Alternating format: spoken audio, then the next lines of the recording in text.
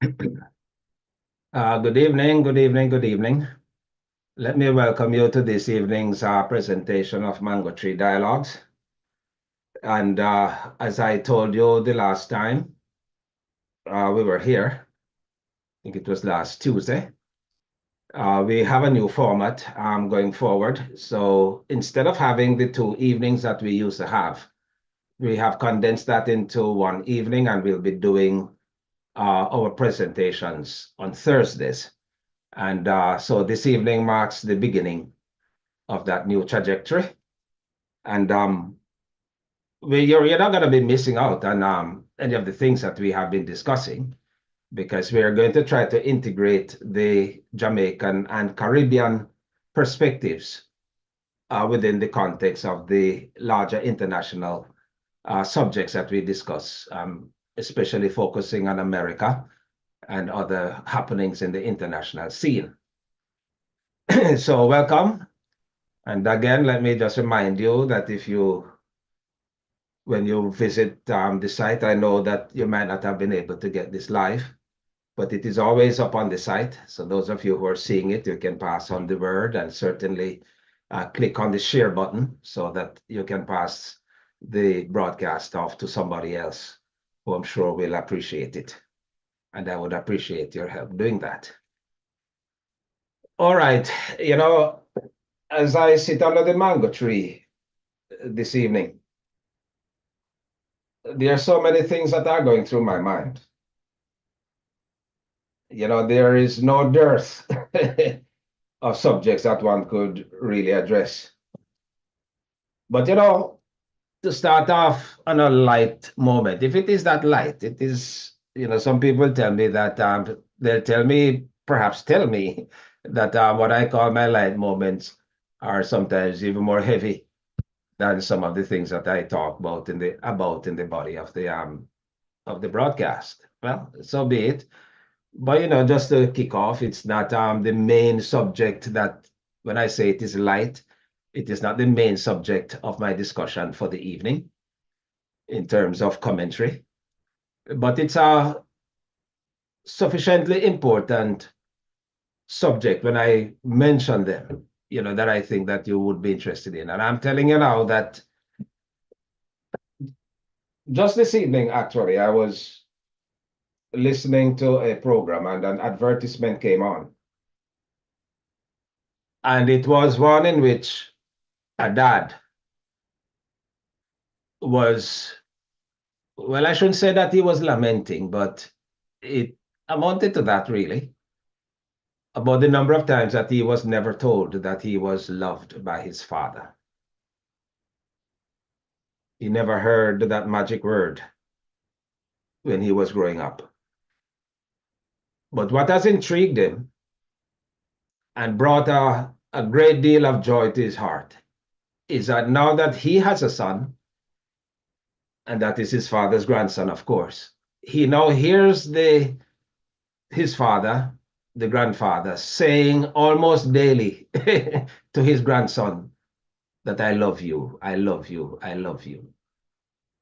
And he said he's heartened by that, because even though he didn't hear those words when he was a child growing up from his dad,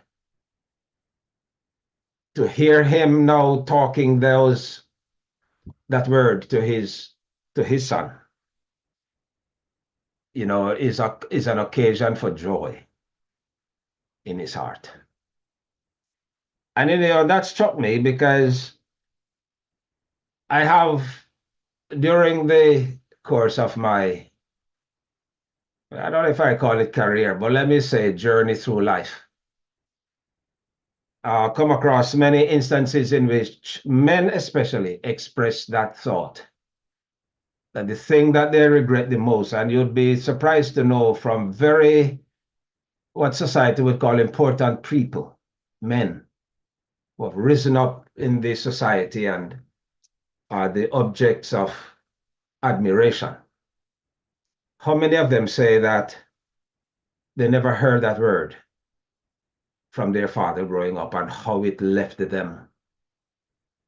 Now that when they look back on their lives as men looking back to their childhood days and knowing what they have become and knowing the trajectory that their lives could have taken had it not been for other things happening in their lives.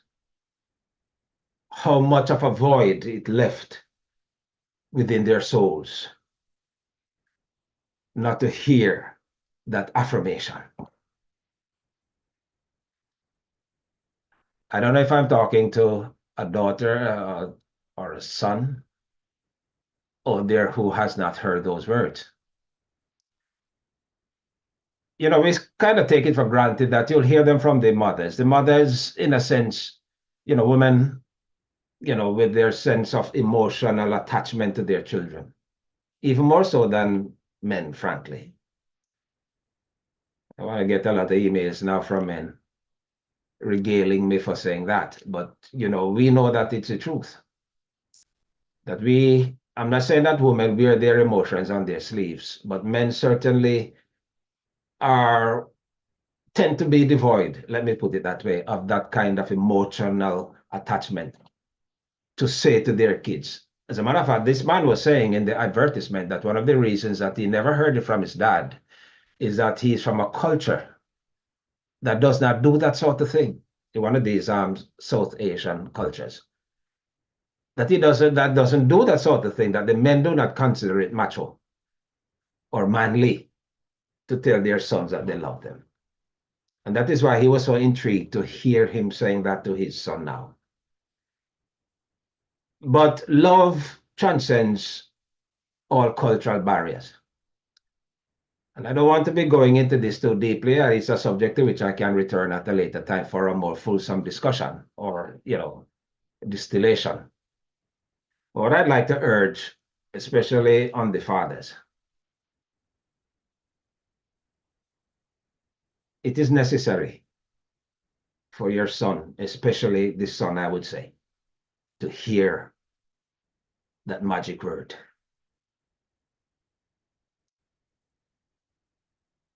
I love you. It's not enough to care for them and provide for them and so on and say that I love them through what I do for them and keep the home and keep the groceries flowing and send them to school and all that sort of thing. No, that is not what it's about. Children expect you to do that. So while you may care for them and give them a sense of security, it doesn't transmit to them necessarily this whole thing about you loving them. Just to hear those words makes a lot of difference. It's outside of the normal caregiving that you give as a dad. And so I would like to urge in this light moment, if you would consider that light, that we begin as men to really tell our kids, and especially our the men, fathers, giving that word of affirmation to their kids. They need to hear it. Boys and girls, they need to hear it. All right, so let us see how that goes. All right, what are the other things that are on my mind this evening? As we sit here under the mango tree, 3rd of October, 2024.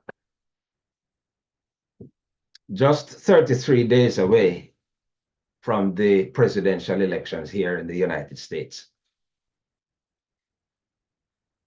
I guess if you ask a number of people, just say to them, 33 days. What does that conjure up in your mind? Most people will not probably be able to answer the question to say that it's a presidential election. They may look at you, querying, what do you mean, until it probably dawns on them, and yet they may not be able to answer you robustly that it's going to be the elections on the 5th of November. And as I meditated more on what is happening and the coming of these 33 days, and the days seem to be just running by. The importance of the elections grabbed me in a more powerful way.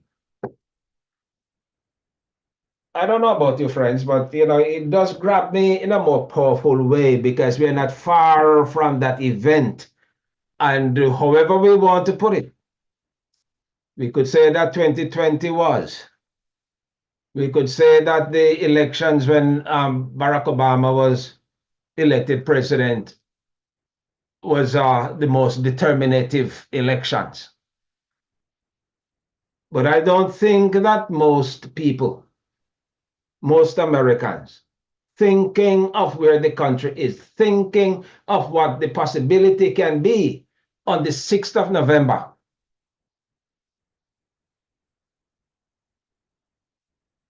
can say or cannot say that this election will be the most consequential in their lifetime. And I say consequential because depending on how the voting goes and the outcome on the 6th of November, and that is hoping that we will have a determination by the 6th, because there are some people who are already forecasting that you may not have a definitive result until way down, way beyond the 6th, because of all kinds of various contests and all kinds of, nefarious behavior to negate the vote, to cast aspersion on the vote if it goes a certain way. Already, both parties have had to have lawyers lined up on both sides, both to challenge on the part of the Republican Party if they lose, to challenge things in the courts, or to carry out other activities that may delay the counting of the electoral college votes, as was attempted the last time.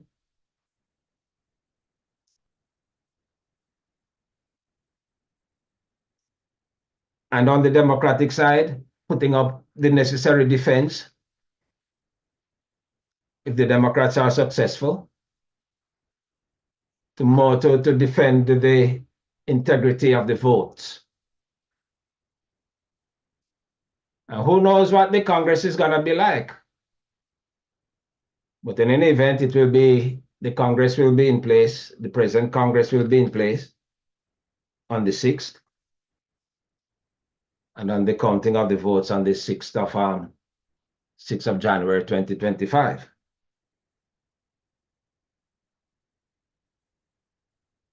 But what I'm saying, friends, is that it is going to be consequential. And somehow the urgency of it has not yet begun to pull on the hearts of many Americans. Let me not say most, because that is, that would have to stand up to scientific analysis. But many, it hasn't grabbed them yet, either because they are preoccupied with their own day-to-day situations. And that is understandable. Things are, despite what is happening in the economy, things are pretty tough for people. There's some people who have to be hitting 2, 3 jobs. Medical issues that they face. Some probably skirting on the banks of bankruptcy. Things are tough for a whole lot of people. And so I can understand that, and that's why I hesitate to say that they're distracted, because, things that are happening around us are enough to pull our minds away from things that we in the punditry class, analysts, political junkies who are connected to who watch the issues and want to see the issues distilled. Many people are busy about their lives, so I can understand. But I think certainly in the next 20 days or so before the election, they will be more tuned. I think they're becoming more tuned into it now. So, that is to be understood. But, the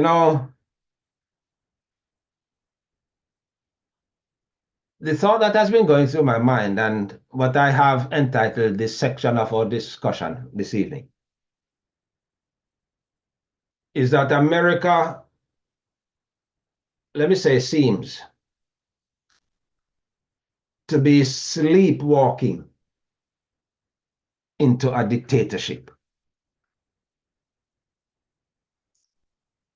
And what do I mean by this? I just said that there are many people who are detached, many for very good reasons. Others, because they're not too engaged with the politics. Many of who can vote, never vote. And many do not spend time to find out the peril, the peculiar peril that the country is in this time around.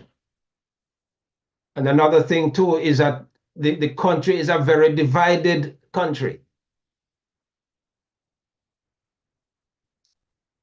And so you will find one set, largely the Democratic set of people, who are exercised about the freedom and the perils that they see. On the other side, the Republican, let's say the MAGA Republicans, because the Republican Party is so split that they have no sense of identity. They have a kind of split identity.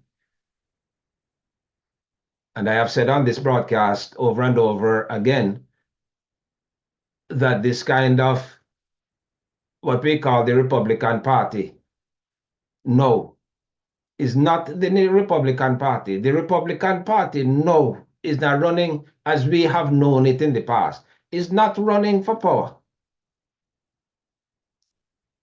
As I've said, we have a MAGA crust that calls itself Republicans. Talk about rhinos. They are the real rhinos, this MAGA crust. They are the rhinos, Republicans in name only. But I say that to call attention to many in the older part of the Republican Party, the saner part of the Republican Party, what is left of the remnant, what I call now the remnant of the Republican Party.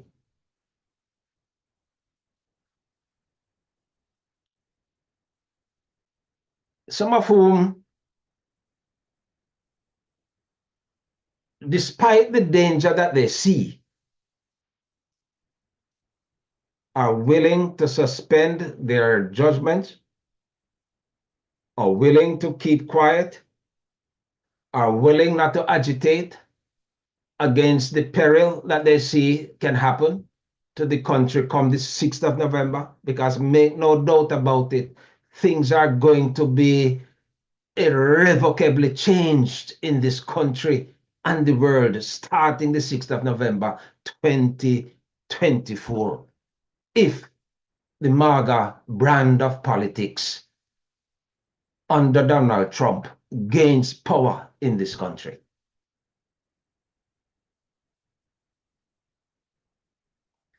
As a matter of fact, I may bold to say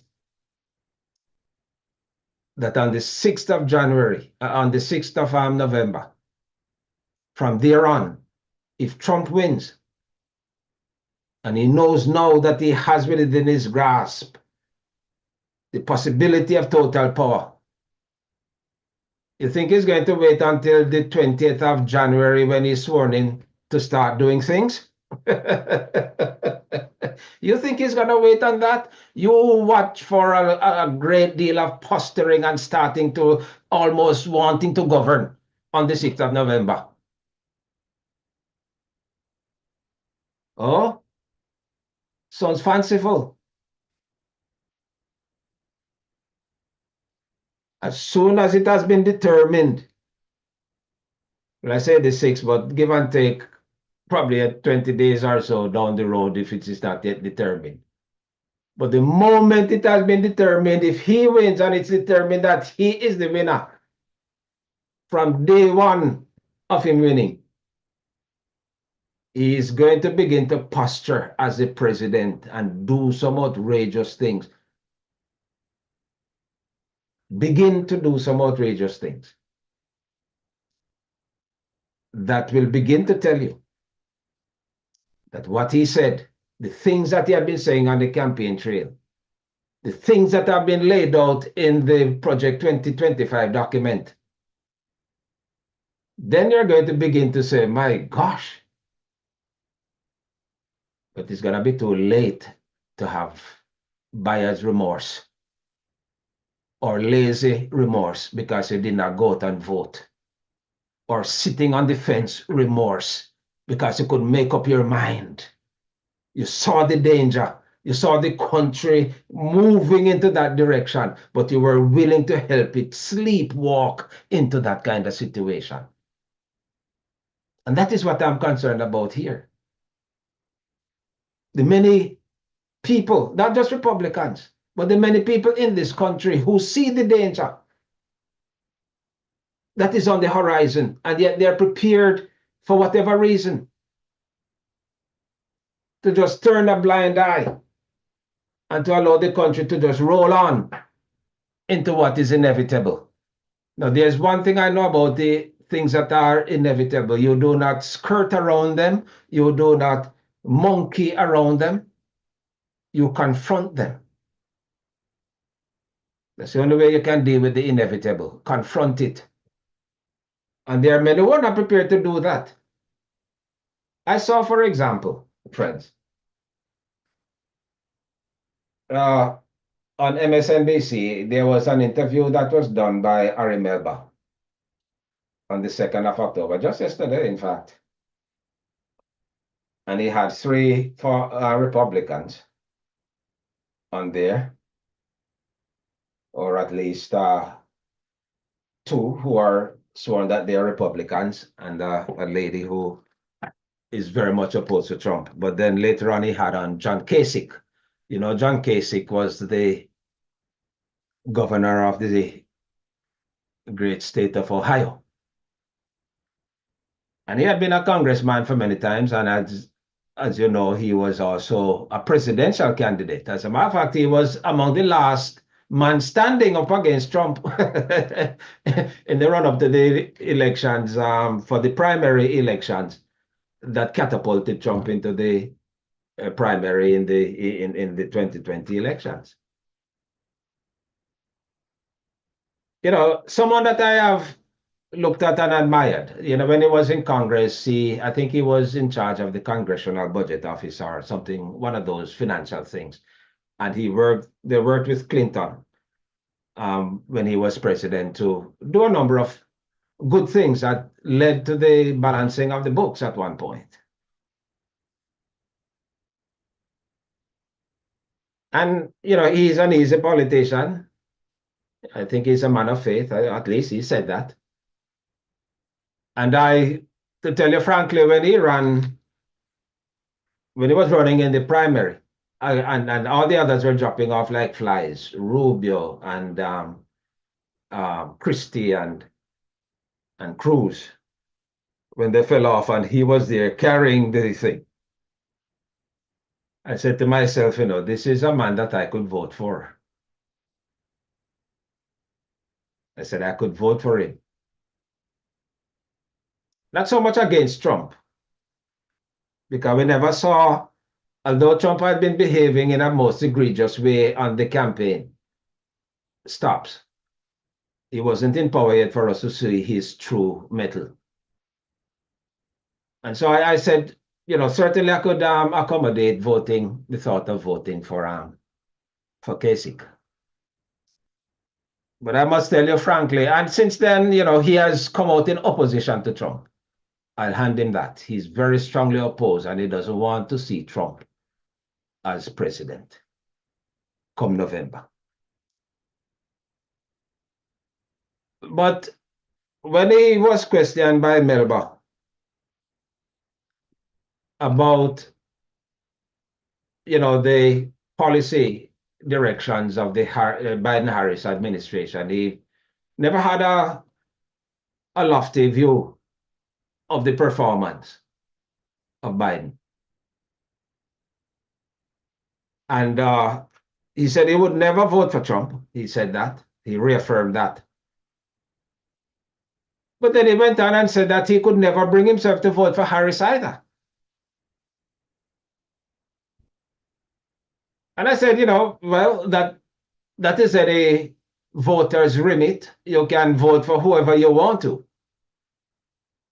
But I find a kind of division, a kind of dichotomy between you saying that you oppose Trump for the reasons that you say you oppose him, the danger that you see the man poses to the democracy of the country, and the danger that he represents to the country. And on the other hand, you cannot put yourself up to say, but I'm going to support the other side.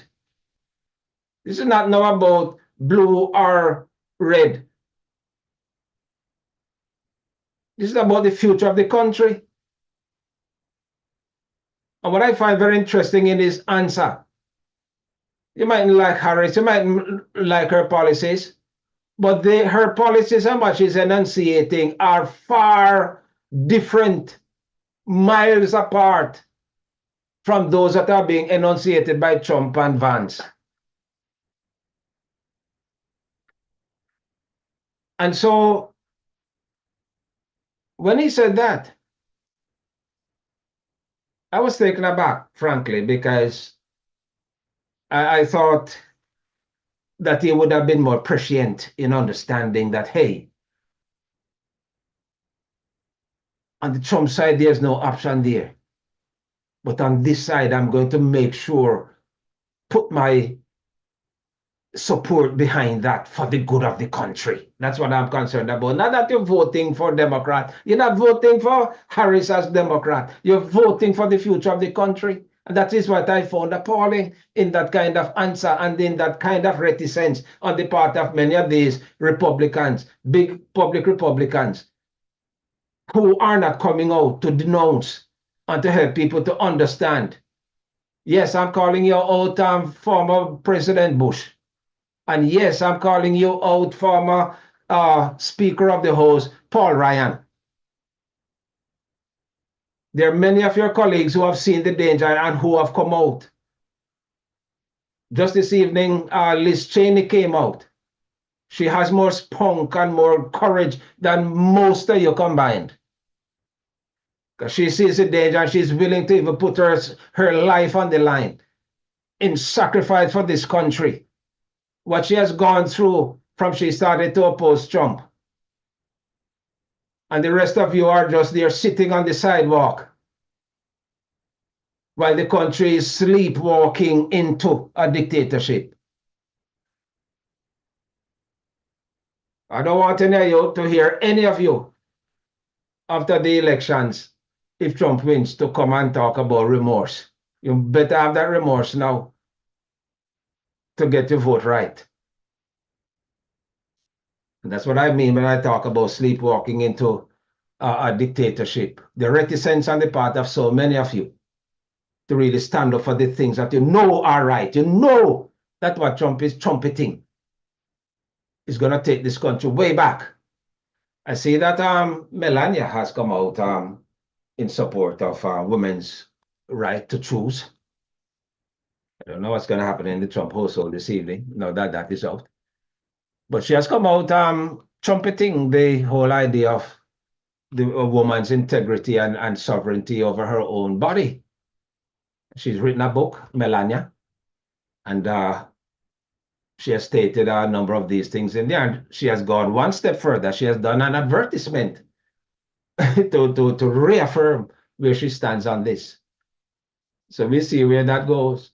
But there are more and more people, and I can imagine that more and more of them will come out before the 5th of November to really make their voice known. But for the time being, there are far too many of those who should be standing up and be counted. And last week I called out the church. I called out the church not because I wanted to be involved in any kind of political activism, but I wanted to be to stand on the side of truth. I wanted to stand on the side of justice. I wanted to stand on the side of upholding the democratic ideals of this country and help people to understand. You can't just sit on your in the cloistered environs of your office, your coal office,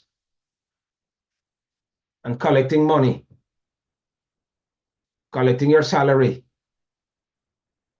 which frankly, too many of you defend. You'd rather make sure that your salary is intact rather than sacrificing something for the good and the sake of the country. It's true. I know it's true. And shame on you. I say it as a clergyman. And I won't retract that. So don't send me any emails. The time has come when we have to stand up and be counted like Liz Cheney has done, to push back the forces that are gathering, because, as I said before, come November, after November 5,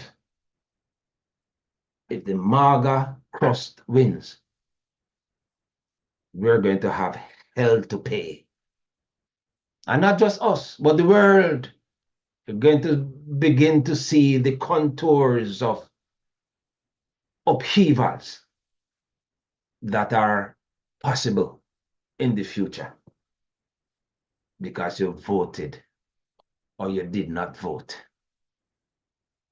on the side of justice and democracy. All right, so that's the Jamaican, that's the American side. There's a Jamaican side that I just want to briefly mention. I mentioned this in my article this week in the Observer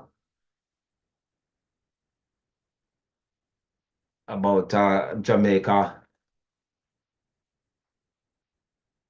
moving towards, is Jamaica moving towards a dictatorship by the minority? And this is in a way allied to the thoughts that I just expressed. It's dictatorship in another sense in terms of the American thing, but in Jamaica, there is a kind of voter apathy. There's a voter apathy here too in the US. But it has grown, to me, to be of real worrying proportions in a country like Jamaica.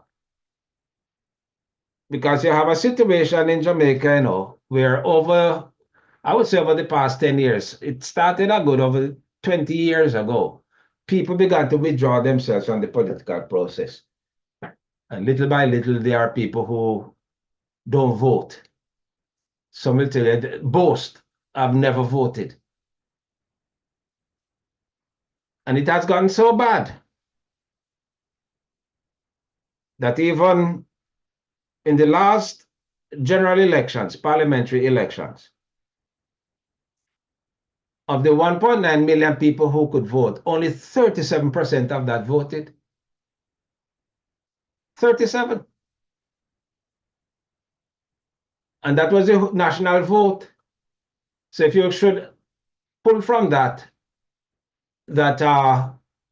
you gave 2/3 of the vote to the PNP, which would be about 20-odd%. And the rest went to the JLP, and the rest went to the PNP. What you really have boiled this down to, you know, this 25 or so% that voted for the JLP is at least 25% of 1.9 million who could vote out of a population of over 3 million. So what you found is that a small sliver of the diehards in a particular political party have aligned themselves and come out to determine and to dictate who will be the rulers of the country for the next 5 years. That's what it boils down to. So what does that say to the future of the democracy of the country? If more and more people withdraw, now it is at what they call the undecided or the non-affiliated or, no, or the independents stand at about close to 50, between 50 to 55% of the population, and the rest of it you allocate between the two, what we most call political tribes, what the Gleaner inelegantly called the gangs of King of Garden House. Not my words. The Gleaner newspaper has termed them that. But what it does mean is that it all comes down to which of the political parties can turn out their diehards to go out there and vote.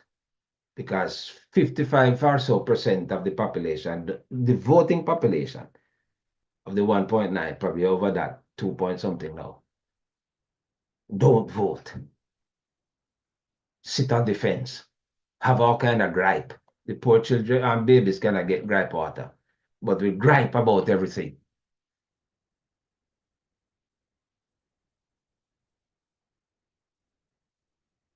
What I'm concerned about is the danger that this poses to the whole democratic future of the country. And you can give all kinds of reasons why you don't vote. But when you don't vote, in a sense, you have made a decision. Those who vote and elect the leaders, they have made their decisions known. But when you don't vote at all, you've also made a decision. But it's just that you're not at the table. And as I famously heard somebody say, if you don't have a seat at the table, then you may be a part of the menu. That is what is happening to a lot of people. You're just being pork on the table because you decide that you don't have to determine who governs you, what policies. Can you imagine 25% of the voting population?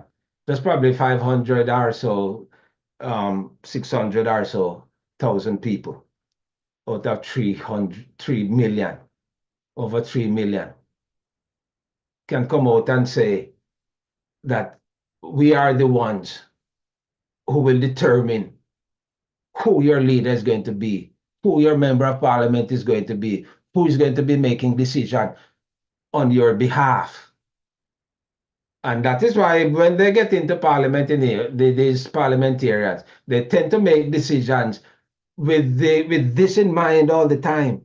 They have to make sure that they do things that is going to benefit those who put them inside there, because that is where their bread is buttered. And that is why now we have gotten this very horrific and tragic development in our politics. It's been there before, but it has become even more so now, where people buy votes. Given the 5,000 I vote, now 10,000, inflation hit it now, say 15,000 in 2025 September when the elections are called. You have to pay me for my vote. So it's who has the most money now. That is what it is coming. It has come down to. It is happening in every election. The parties don't want to claim it. Of course, they couldn't claim it. But you and I can talk about it if you're not running for power. I certainly am not. My concern is about the future of the country and love for my country. That's why I speak as I do. Because we have reached a very horrific and tragic state in our country where votes are now being bought, paid for.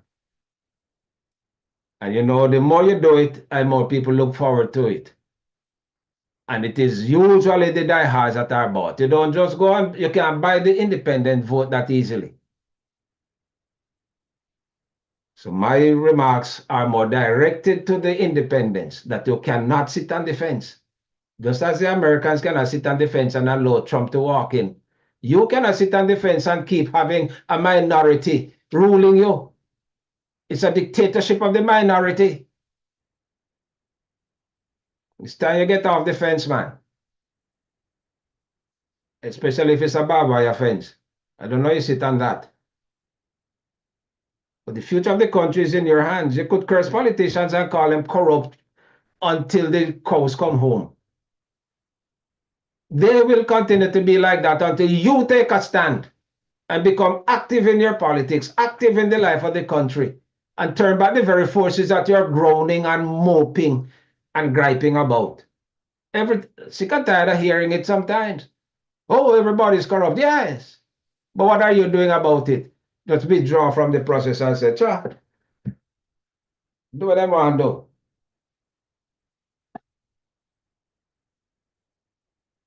If you don't have a seat at the table, you'll become a part of the menu. So said a famous man. So those really are my thoughts for this evening. I had a break off there. And hope that good sense will prevail. These are very interesting times. 2025 for Jamaica, 33 days from now for America. The most definitive really elections in the history of this country as far as I can make it. Except probably around the time of the Civil War. Now, next week, I want to have a discussion on the influence of the church in the society. You know, Jesus in Matthew 13 and Luke 13 too talked about the leaven in the lump.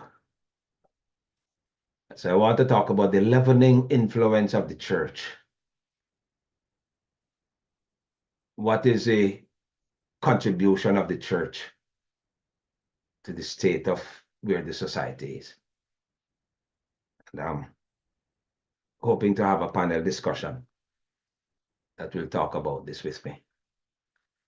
All right, so that brings me then to the end of our broadcast for this evening. I'd just like to thank you for participating. And if you didn't participate, it's going to be up on the site, on the channel, Mango Tree Dialogues. And you can just go to live and pick it up, the latest broadcast. If you like it, share it. You think I'm making sense? Even if you think I'm talking nonsense, send it to somebody. He or she may find sense in it. So I'd like to thank you nonetheless for sharing with me under the mango tree. The mango tree is looking very good. Just like you see it in the background there. Putting on new leaves. And I suspect that I'm going to have a bountiful harvest. It should start blossoming probably in December going on. Pity you're not close enough to get some of it when it does bear. The most succulent mangoes you can ever eat. Anyway, let me thank you again for sharing with me. And I will see you next Thursday and do it all over again. And let me urge you, the dads, again, as I started off at the head of this program. Just hug your child and just say to them, and it may be hard to get out the words, but just say to them, I love you. Just give them a hug. It will make their day. All right, so until then, whatever you do, walk good. Bye-bye.